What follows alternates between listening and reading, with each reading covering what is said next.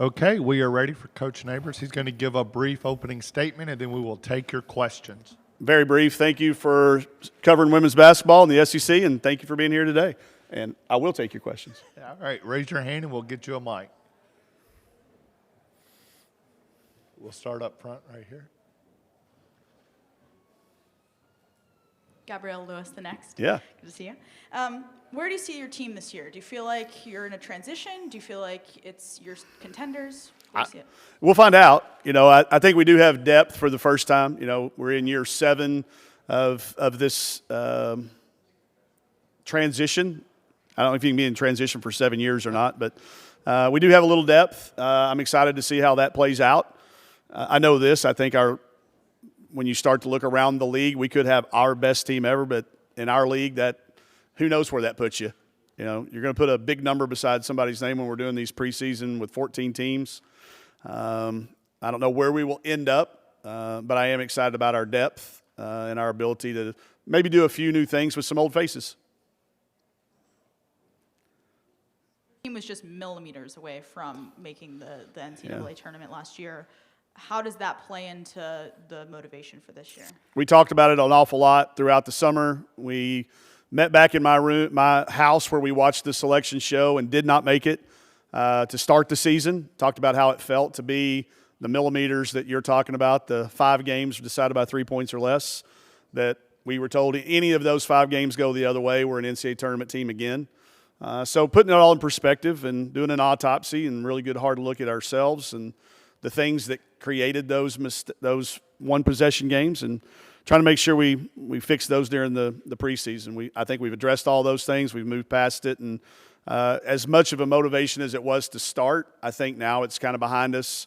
And let's focus on staying on the path of where we're trying to get this year. Hey, Mike. Hey, Bob. How you doing? I'm good. You? I'm okay. I'm kind of tired, but 2 days for you, man. I saw some pictures. You guys have been staying up late, too. yeah, well, these guys would keep me awake, these young guys. The SEC's been really good for a long, long time. Yep. I know there's been a lot of star power added through the portal. I mean, what's your take on how maybe much better – is the league maybe better than ever? Just what's your take on the league overall, the quality, I was talking to Coach Blair about that yesterday, and I think that's somebody that's been around the league enough to be a valuable resource. I think it's got to be in the conversation for as deep as it's been. I mean, I said earlier, you walk into 4 different gyms in this league, and they've got a national championship banner hanging up. 4 different teams, not the same team with 4 banners. You got 4 different teams who have won this thing. And the depth of talent, when we started picking the all-conference, preseason all-conference, I ran out of space. There's still good players that you're not going to be listing as a preseason all-conference kids, especially if – I consider all transfers in there. If you're considering those kids, the depth of talent is as deep as I can remember, and Coach Blair could remember. So I think it's a fun place to be. It's a hard place to be. But I do know that our kids understand if you can compete in our league, you can compete nationally when it comes time. But I think you're right. It is deep. Hey, Mike. Hey, of course, with Mac and Sam, you have 2 of the just most experienced guards in the league. How nice is it to have that whenever you're adding Talia Scott into the mix? I've challenged both of them to teach her and tell her stories and get her ready for when they're gone. I challenged Mac to do that with Sam, and she has. Now I'm challenging both of them to do that for Talia. She doesn't have to feel like she has to come in and have the ball in her hands all the time. She can learn on the fly, and these 2 kids have accepted that. And as far as for me, it really helps me get through the rest of my day. I don't have to spend a lot of time worried about what's being talked about in the locker room. I know they're going to take care of that stuff. I don't have to worry about, me being the one telling the stories of how to handle adversity. Mac and Sam are going to take care of that. So it's nice to be able to focus on maybe those things that kept us from winning those one-possession games.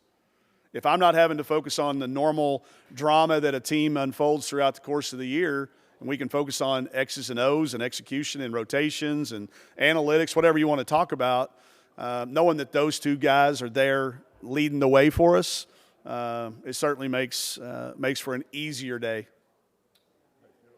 Yeah. Coach, how are you? I'm good. Good to see you. Yes, sir. AP Stedham, AP and Kelly, as we see it, syndicated radio. Coach, What has analytics done for you as a coach, and what's your approach to the NIL? I know we had a discussion last year about the AAU. Yeah. So with analytics, I think it's just another tool. I don't use them 100% of the time, but I use them as information. I don't want to make a decision with missing information. So if that information is out there, I want to take it, I want to evaluate it and use it for what it's worth. And it is a huge part of what we do. I don't try to overburden our kids with it or spend a lot of time talking about some of the really, really deep analytics that I'm looking at. I do still use them, but when it comes game time, it's still a game that's got to be played by young women in real time. So I don't spend a lot of time with that. The NIL stuff continues to be ever-changing, every single day something new. It's fun. I like roller coasters. Like, I'm not the guy that goes to Cedar Point and rides the merry-go-round, the Ferris wheel, and the things that go in circles. I like the ups and downs and the turns, and I like the fact that Coach Mulkey doesn't have any more experience with it than I do. She's had the same number to deal with the same number of years as I have, and Coach Staley's got the same number of years, even though they've coached in more games and bigger games. In that particular area, we all have the same amount of experience. So really talking to our kids, listening to them, hearing what's important, trying to stay up with how it could possibly be changing. My role is to really support what they're going out and doing with their own name, image, and likeness.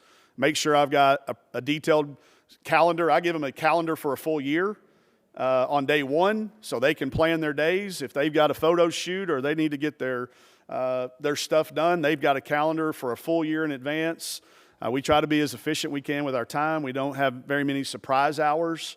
I want them to be able to go out and take the full advantage of the way the rules are written right now, because we all know they're going to change eventually. So just try to be an advocate for them and let them do everything they can do to maximize their full potential right now. But it's obviously a huge part of what we do, and I think we have to have a plan, and ours is to make sure that they're maximizing it. Hey, Scotty? Mike, I've got kind of a random question for you. This year, Eric has both of his boys in the program with him, with Michael as an assistant, Matthew as a GA. What do you think about that dynamic, and what do you think that's kind of like for him having his kids in the building? I see it. You can see he's really hard on those two guys because he expects a lot out of them. I tried to kind of one-up him. I hired my wife. My wife's on my staff, so I kind of felt like I've one-upped him a little bit when it comes to that. I'd love to hear what his take is on having my wife in the building as well. But no, it's fun to see it. There's a lot of places that talk about family and atmosphere and family environment, and there's other people that have it. And I think he's obviously got evidence of that. And it's cool to see him around. You can see. And he always talks about his dad so much. Almost very few interviews go by without him talking about the influence that his dad had on him. So to see him get to turn around and do that back with his two kids, it's fun. They're very busy around the office. It's fun to see them going from place to place.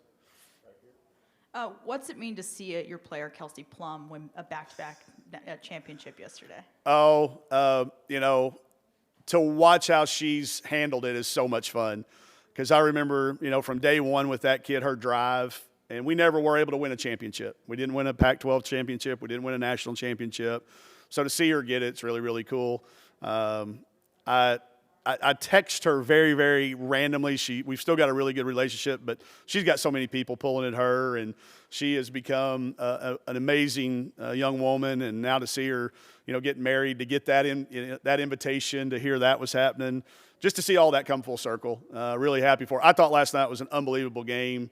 It's one that I'll remember watching with my two sons. We sat there and we watched every second of it. So I'm looking forward to checking in with her, see how she's taking it all in.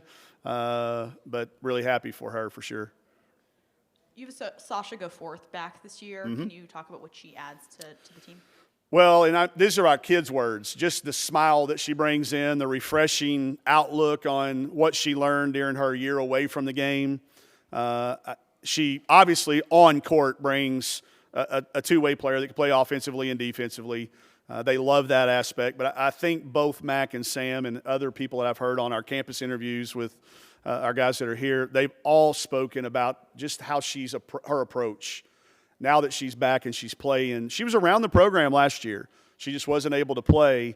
But now that she's back out there, there's this renewed view of what it's like to be a student athlete and what's important and how to handle the adversity and the tough times. So that's there, but then obviously on court now, like, you know, Coach Schaefer and I are getting in arguments about who's Saylor going to guard and who's Sasha going to guard, because last year, 2 years ago, it was Sasha. Last year, it was Saylor in that matchup. So, well, who are we going to put on who? And it's fun to have those conversations rather than not having very many different options with that. To see them play against each other has made them both better. She's just kind of raised every level of what we do, intensity-wise, up with every day that she's back. Still a lot of things to go. We still take it day by day. You know, it's definitely not finished yet. It's going to be an everyday process once games start, once practices, and all those things start coming. But I think she's equipped with a lot of really good resources and tools, and we're all better for having her around us, that's for sure. One more for me. Yeah. Saylor felt like, you know, had a great season last year, especially towards the end, was really coming to her own. What do you expect for her, and what do you want for her? Just to see where she's at. Be good at the things you're already good at. Don't all of a sudden try to forget that you broke a record, a defensive rebounding record last year as a freshman. Do that for us still too. You know, she wants to make more shots. She is a better shooter than what her percentages showed last year. That, I think, comes with just having not, quite frankly, played for 2.5 years. She didn't play her senior year of high school. She didn't play initially at UConn, and then she had to transfer and set for us. So I think it was a timing thing, and just to get back in the speed and the flow. She's made them in practice. She's in the best shape of her life. That's her words, not mine. And I think she's got some confidence about her. So I wanted to see her continue to be good at the things you were good at already, and then make a shot or two more. And that's, I think, where she's at.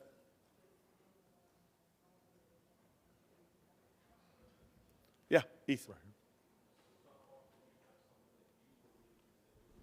Yeah, you've already talked a little bit on the depth that feel the team has this year. Just what have practices been like now that you have, you know, not always in the past have you been able to just go 5-on-5 like that and have equal competition? You've seen some of them. You came and watched enough of them to know that we could split up 10 people, any different combination, and the games were competitive. Whereas in the past, you could have walked in and go, I think red team's going to beat white team because of what you knew. I don't think you could have done that this year when you were watching. I know I can't. It's always kind of fun to see where we try to play everybody the same number of days with each other. You know, you've got Mac and Sam as your two guards. Tomorrow you've got Talia and Carly. We tried to make sure those are all even. And when you put that practice schedule together, and you might in your mind having a guess, and a lot of times you're wrong. So that's a good thing to have if our depth is quality, and we'll start to find that out as we start to play our games. But it certainly makes practices very, very competitive. The importance of wins, we chart our wins, and the importance of a win is very evident to our kids in every drill that we're doing that has a winner and a loser. They're on us as officials. We are not very good referees. As much as we'd like to think we are, we're not. So I learned that from them. They like us to be a little bit better at refereeing than we are, for sure, because it's competitive.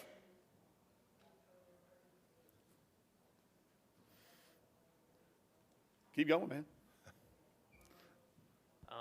You know, looking at the non-conference schedule that the team put together, I know y'all didn't choose Florida State. That was the challenge game. But aside from that, I mean, that's just another team thrown in the mix of a handful of tough opponents you got on it. Just what do you think about your strategy behind that and giving your athletes the opportunity to play in those big games?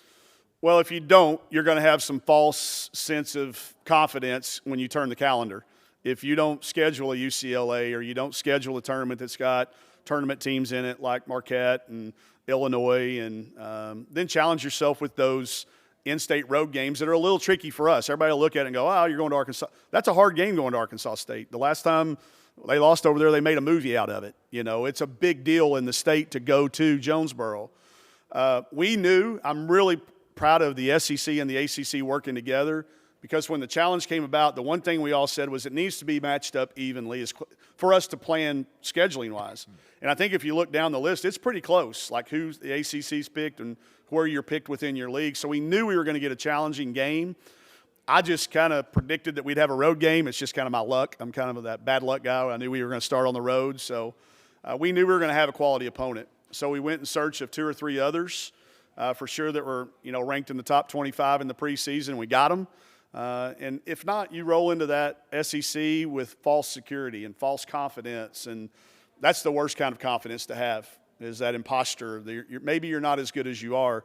We're going to know how good we are or aren't by the time the calendar rolls around. And I think that's what scheduling is all about, is to do what's best for your current team. And felt like we had some kids that wanted the challenges, so we gave them to them. Okay. Thank you, Coach. Out of time. All right. Thanks, y'all.